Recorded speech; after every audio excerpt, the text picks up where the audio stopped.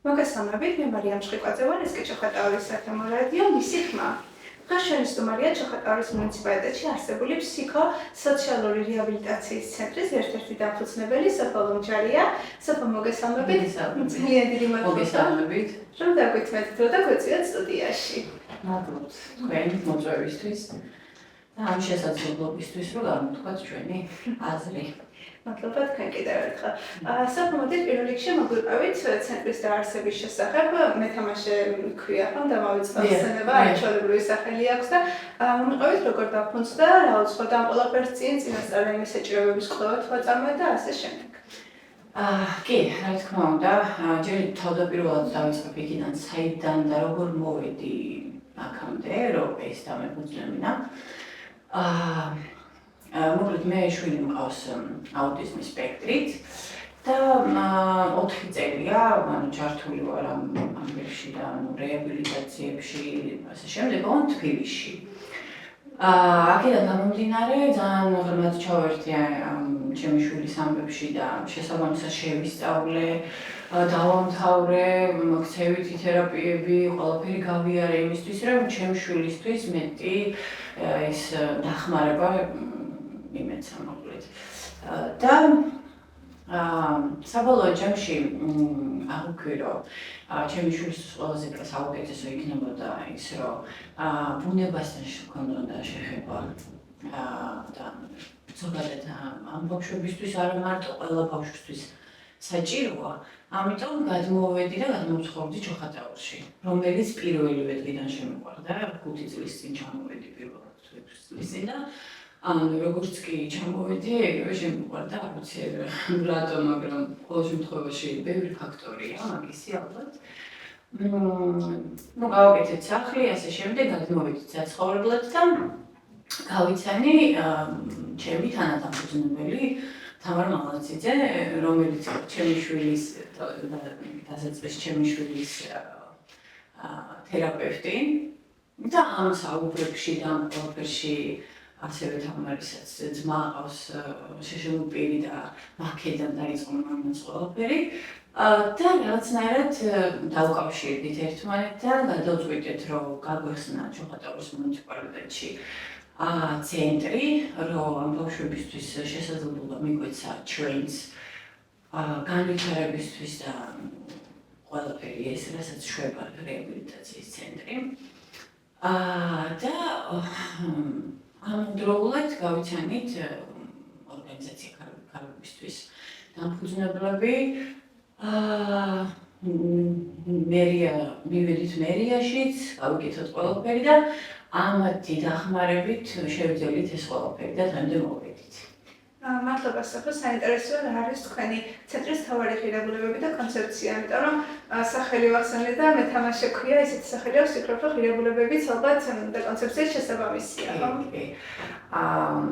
ჩვენ მეთამაშე იქიდან გამომდინარეა, რომ თამაშით ხდება ბავშვებზე დასწავლა ყველაფრის და განვითარება ბავშვების. რაც შეეხება თვითონ სიღრმისეულად თერაპიებს და რა თერაპიები გვაქვს, ამაზე თამარი მოგეყვებათ უფრო დეტალურად და უფრო კარგად. მე შემიძლია გითხრათ, რომ ძალიან კმაყოფილია მშობლები, ძალიან კმაყოფილია მათი ოჯახები, იმიტომ რომ მიმდინარეობს განვითარება, გვაქვს ძალიან კარგი შედეგები, გვაქვს ძალიან კარგი მეტყველების თერაპევტი, აკადემიური ქცევის თერაპევტები.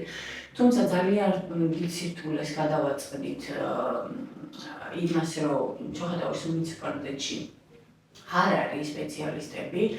ამიტომ თავდაპირველად ჩამოვიყვანეთ ოზურგეთიდან, სხვადასხვა რაიონებიდან და დადიან დღემდე სხვა რაიონიდან და მშვენიერ, თუმცა როგორც კი მივხვდით, რომ ესეთ პრობლემას გადავაწყდით, დავიწყეთ იმაზე ზრუნვა, რომ გადაგვემზადებინა ჩოხატაურის მუნიციპალიტეტში არსებული ქალბატონები, რომლებიც საინტერესებულები იყვნენ ამ განხრით. და რა თქმა უნდა, გავაკეთეთ ეს ყველაფერი დღესდღეობით იმ ქალბატონმაც დაიწყო ჩვენთან მუშაობა, რომელიც ჩვენ წინაპირობა გავაკეთეთ და გადავამზადეთ.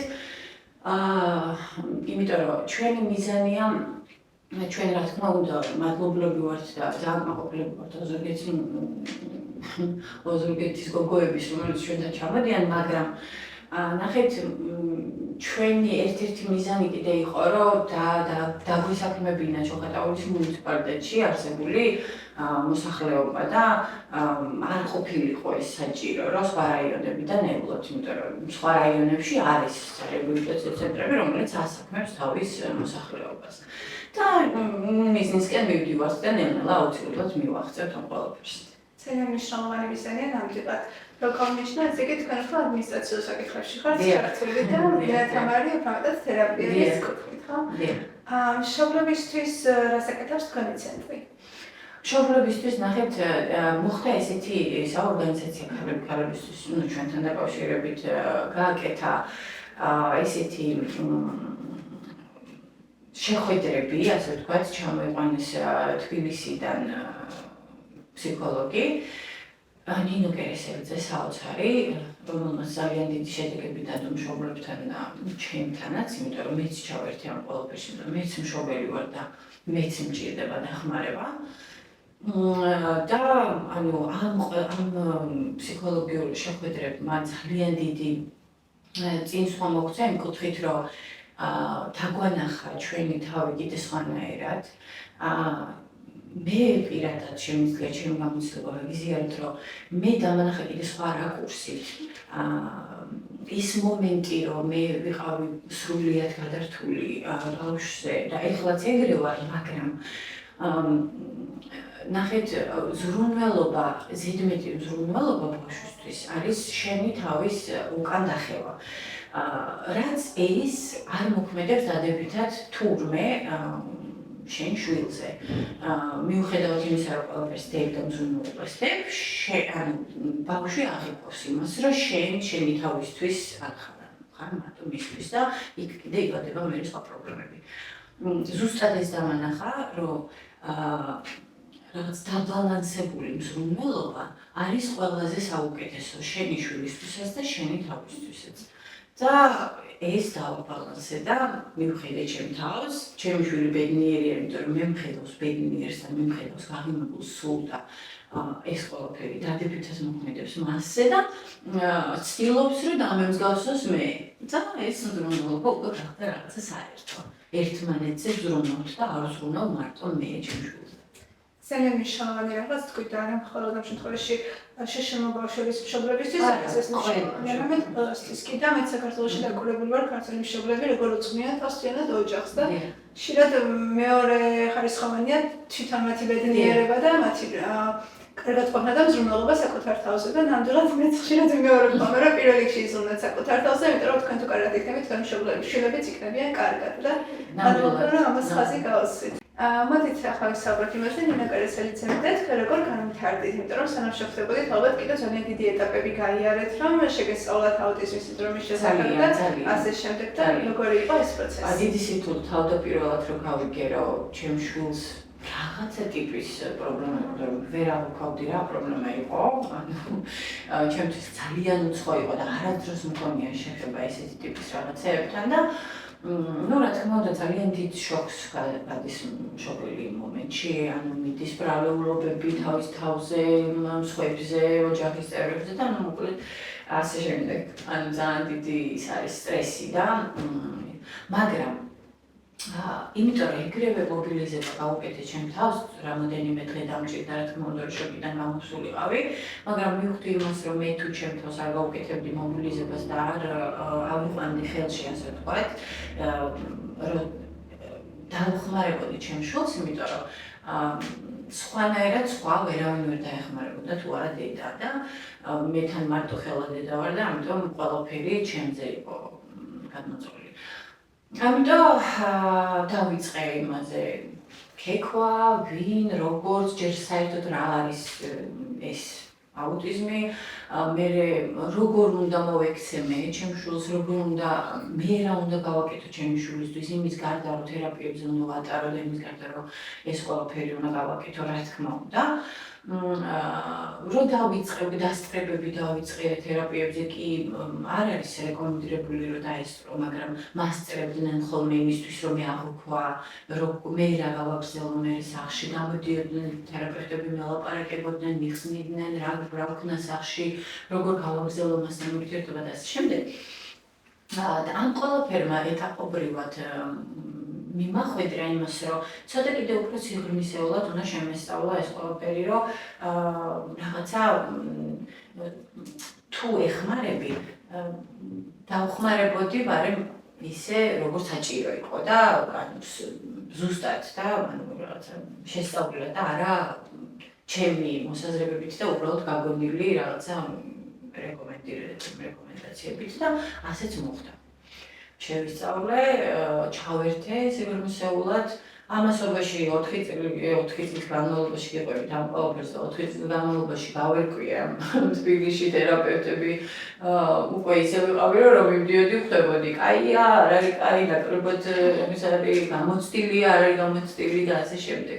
თუმცა ეს იცით როგორ ხდება, მაინც პროგრამით მუშაობ, პროგრამის მიხედვით მიდიხარ და ამიტომ გამოცდილება რა თქმა უნდა მოქმედებს, რა თქმა უნდა ძალიან კარგია, თუმცა მთავარი არის სუპერვიზორი, რომელიც ამ ყველაფერს აკონტროლებს. ეს არის მთავარი თერაპევტისთვის, რომ ყავდეს კარგი სუპერვაიზერი, რომელიც დაუწერს პროგრამას, აუხსნის როგორ უნდა იმუშაოს ამ ყველაფრით და შესაბამისად თერაპევტი გააგრძელებს მე მიიღებს თავის გამოცდილებას და შეიძლება მიაღწიოს იმასაც, რომ გახდეს თვითონ სუპერვაიზერი. ასე მოხდა ჩემს ცხოვრებაში, ვცხოვრობდით მარტო, მე და კირა ყველაფერს ვაკეთებდით ერთად. არასოდეს მომიშარებია სოციუმიდან, იმიტომ რომ ამ შეცდომას ძალიან დიდი ნაწილი მშობლების უშვებს, რომ ვერ წავიყვან იქ, იმიტომ რომ მე ესე რაღაცა იქ გატეხავს იმას, იქ დამტკბევს ამას. მე ეს ყველაფერი დიდად არ მადარდებდა.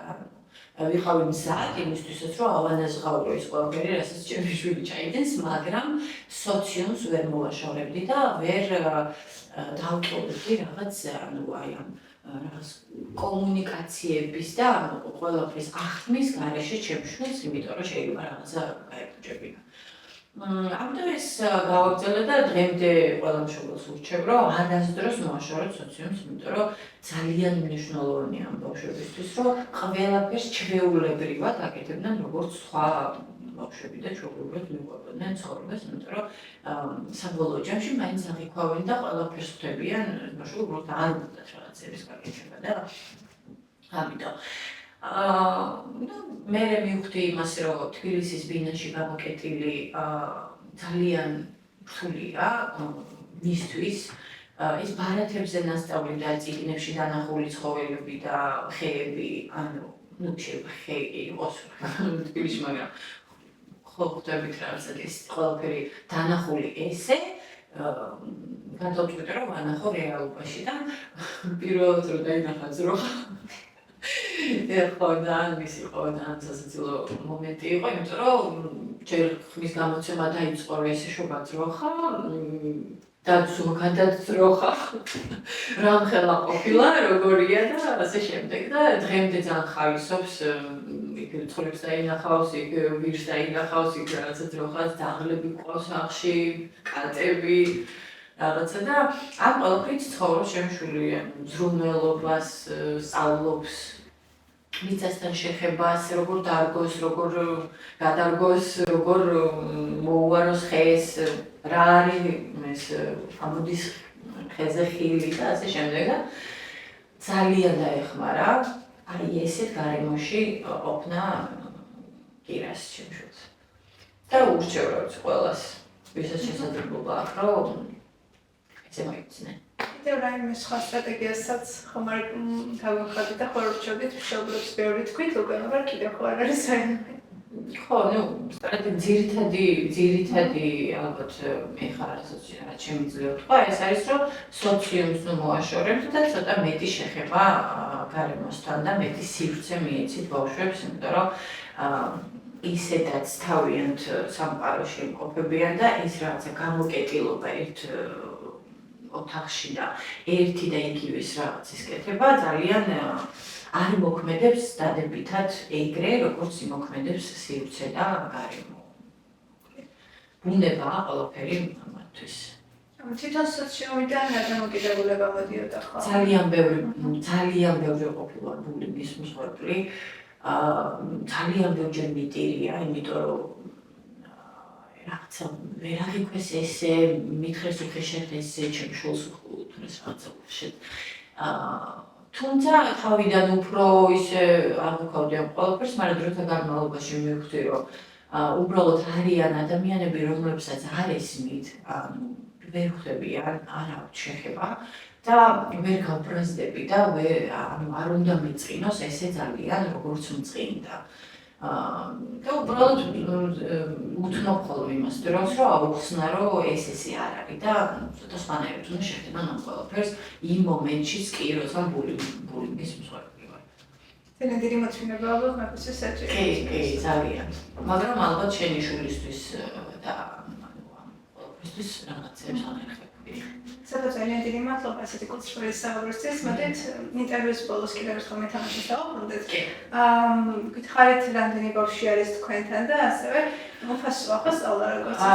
ნახეთ კი, მერიას ამ ეტაპზე არ აქვს ბიუჯეტი იმისთვის, რომ დააფინანსოს ჩვენი ბავშვები. თუმცა ბატონი მერი იმდენად ჩაერთვა ყველაფერში და იმდენად გულით მიუდგა, რომ დახმარებოდა ამ ბავშვებს, რომ ყველანაირი ხერხი მოძიება გააკეთა მოკლედ ამ ყველაფრის, რომ სანამ ბიუჯეტი შეიძლება დამტკიცდეს, ბავშვები არ დარჩნენ თერაპიების გარეშე და ამ პროგრამის გარეშე და ამიტომ ყველა ბავშვი აბსოლუტურად დაიში 18+ ბავშვებსაც კი აფინანსებს ჩვენი მერი და ძალიან დიდი მადლობა მინდა გადაუხადო ესეთი მხარდაჭერისთვის და აი უზარმაზარი კიდე მადლობა ორგანიზაცია ქალებისთვის, იმიტომ რომ არა ისინი ჩვენ ამას ვერ შევწყვეტით, იმიტომ რომ ისინი არიან ის ადამიანები, რომლებმაც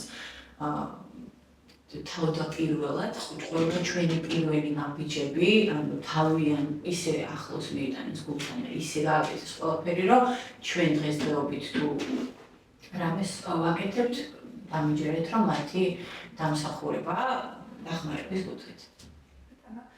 სოფლად არის თქვენი სამომავლო გეგმები?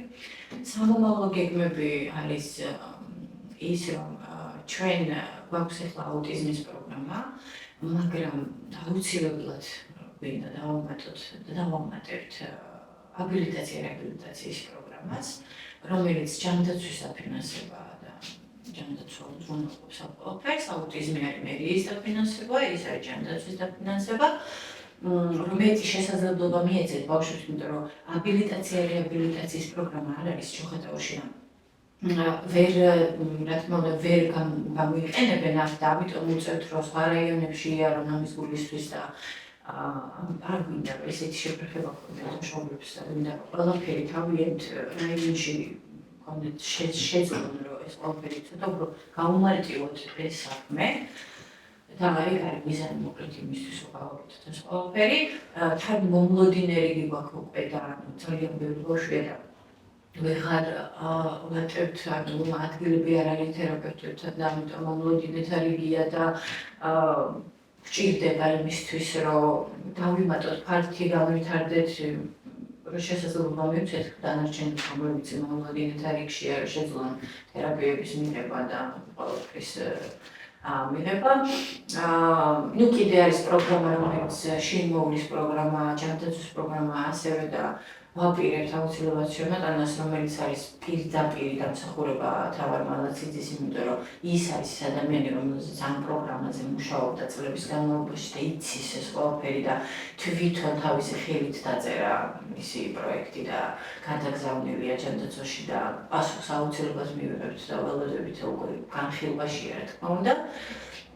მაგრამ ეს არის მომავალი წლის უკვე გეგმები და ნუ კიდე სხვა დღის ცენტრი, სხვა პირებს, კიდე რაღაცებს არის ძალიან ბევრი გეგმებია იმისთვის, რომ ყველანაირი დახმარება მიიღოს ჩოხატაურის მუნიციპალიტეტმა. მიგისურვებ წარმატებას და ძალიან მიხარია რომ ასეთი საქმე წამოიწყოთ შეხატაურში. ნამდვილად მნიშვნელოვანი და საჭიროა ეს ყველაფერი. მადლობა გიხდით კიდევ ერთხელ. მადლობა თქვენ. და მადლობა სულხდი ასევე ჩვენს მაყურებელს. შეგახსენებთ რომ ჩვენი პროექტი ხორციელდება Delivery International-ისა და გერმანიის საგარეო საქმეთა სამინისტროს მხარდაჭერით და მისი მიზანია ქალების მხარდაჭერა და ასევე მათი გაძლიერება, გენდერული თანასწორობის შესახებ ცნობიერების დონის ამაღლება. შევხვდებით შემდეგ გადაცემაში ახალი სტუმრითა და ახალი თემებით. დროებით.